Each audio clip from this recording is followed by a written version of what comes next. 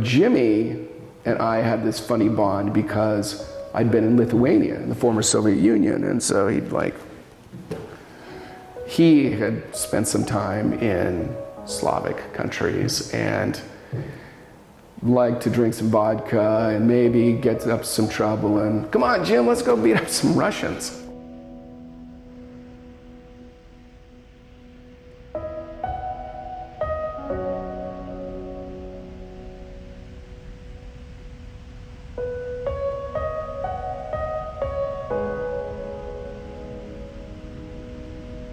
So we had this kind of this innate thing that was cool.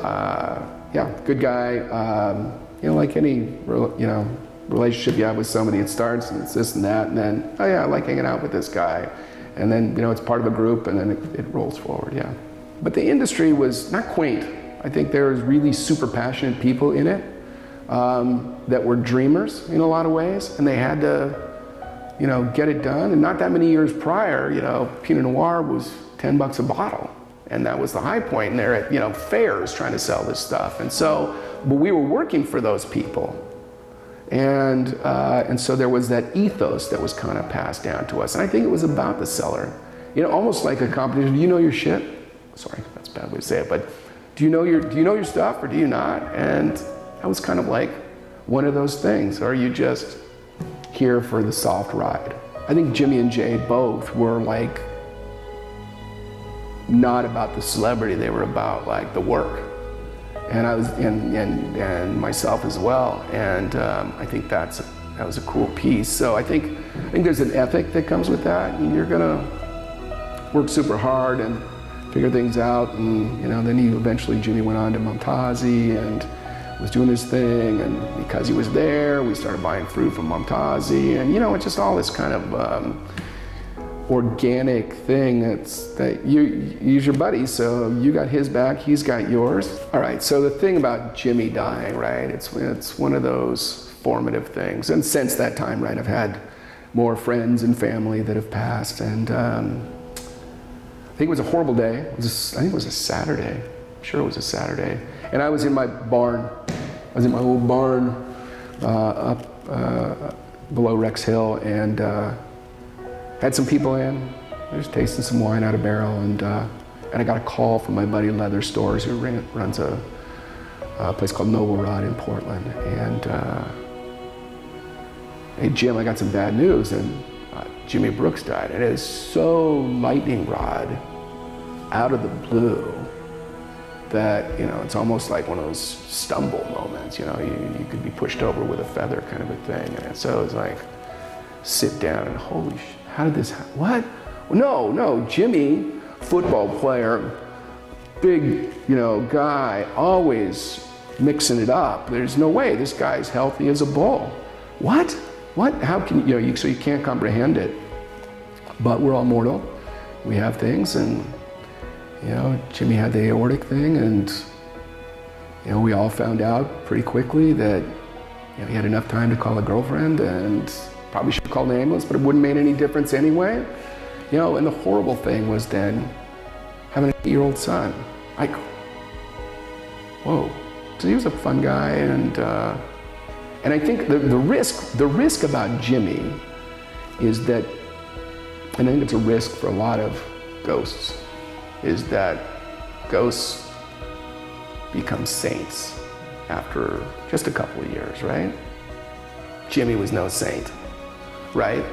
There was a lot of fun times and crazy shit, and I like that. He was not rarefied museum piece, right? He is just a good guy's guy, and yeah, he used to, whenever he'd see me, he'd always jam his finger straight in my ribs. I never know where it was coming from, but just like, God. And while it would seem slightly weird, right, or I'd laugh and be like, what the hell, there's just that guy camaraderie thing, right? He just knew how to do that really well, and not everybody knows how to do that really well, right? So, yeah, that was a big piece missed. But yeah, up on that hilltop that day, it was just, could have watered all the vines all summer based on what was coming out of people's eyes, right? For all the right reasons, and for all the wrong reason of him being gone. It's gotten more sophisticated. I mean, people were starting things. We, the three, Jimmy, Jay, and I, you know, we're three guys that just started this stuff. None of us with a lot of cash, but we're able to do it out of sheer just putting one foot in front of the other. And I think there's some of that. I think it's a harder road now, and certainly given the noise of social media and just every channel and all of it, there's more noise now than there ever was then. Both good and bad, right? Good that there's more of a voice for Oregon, but there's a voice for everybody. You know, there's more voice of Italy and you know, you're all competing with that. Did you think Brooks Winery would still be here in 2017? I did not think Brooks Winery would be here in 2017. I thought when I made that wine that at most that the brand would have another year or two, clear the wine that was made, and then maybe that could be a nest egg for Paco's education, and because Jimmy was always saying it was all for his kid, right? And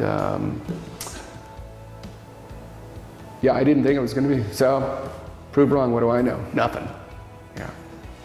I remember we were pouring. Actually, the event I met my wife at, Jimmy and I were pouring. It was kind of a thing to get a younger demographic for giving and charity, and it was wine, and it was some performance, and in this big warehouse space in Portland. And Jimmy and I were they had the winemakers kind of setting shifts, and Jimmy and I were behind a bar like this and pouring for these people, and I think both our biorhythms were on pretty well because there was a lot of good-looking girls that were interested. Some of them, I needed to keep the food table between you and them because there was a little crazy out there as well. But I actually met my wife that night. That Jimmy and I got off our pouring hour and a half or whatever, and you know, shooting the shit, and him poking me in the ribs, and then I ended up going out to where the band was playing. The band kind of stopped, and I ended up see another friend that came across, and she brought her girlfriend, and talking to another winemaker and me, and they do-si-doed, and I was talking to my wife, and we decided to get a beer the next week, and that was 2000, yeah, it's now 2003, and whatever, it's a done deal now, for a while. In some ways, he and Pascal are the same, right? They're both little boys liking big toys, right? And so that was, I think about that and his whatever Defender or whatever it was too. But see, so if you were meeting Jimmy someplace, a vineyard somewhere, he just like, it was Saturday morning, he'd pull up and he'd be like, Pascal would be rolling around with him and be like, you know, when they're leaving, it's just Pascal on his shoulders. Jimmy was a lovable guy, and just a guy's guy, and so he had a passion for life, right? And then that life went away, but he'd done enough, I suppose, infusing of that life into his brand and into what happened, that it actually, he got immortality out of it, right? In some way. And so people want to be tied to that energy. You want to be tied to the energy of the person, and so to lose somebody young with all the promise and just started and not that is a complete and total tragedy. But people can understand that, and then if you can't understand leaving an 8-year-old behind, then there's something wrong with you. So I think there's that piece that people cling on to, because it's a universal thing, right? It's one of the stories. It's a cave painting, right? That's out there. We all hope to be remembered. Sitting up on that ridge top at his funeral service, the most striking thing to me was, and I'll say this about the 2004 vintage, was the moment in my winemaking career, but also in my larger life, where you know you have to get it done because you don't know how many clicks you've got, right? That's just it. So if you think you should go for it, you should go for it now, because who knows? No, the only final thoughts, I guess, are for Pascal, and I think I've communicated this to him before, is like, don't let your dad become, he's a ghost, but don't let him become a saint, because it's too high a mark to try and live up to. He's a good guy, faulted, all the things, right? Very, very human. And, but if there's anything you could capture, would be that warmth. And so I think that's the takeaway message. Don't let it get too all esoteric or too much marketing or too anything. Just like, and when you think that your dad is, or whoever you think, whoever's thinking, if you think they were all this, you should check in and know the dirt, right? Because there's some dirt, and that's an okay place to be. It just brings you down to actually a place where you can be like, know that your ability to be wrong and be fallible and all that is actually human, right? Yeah. So that's what I guess I'd say.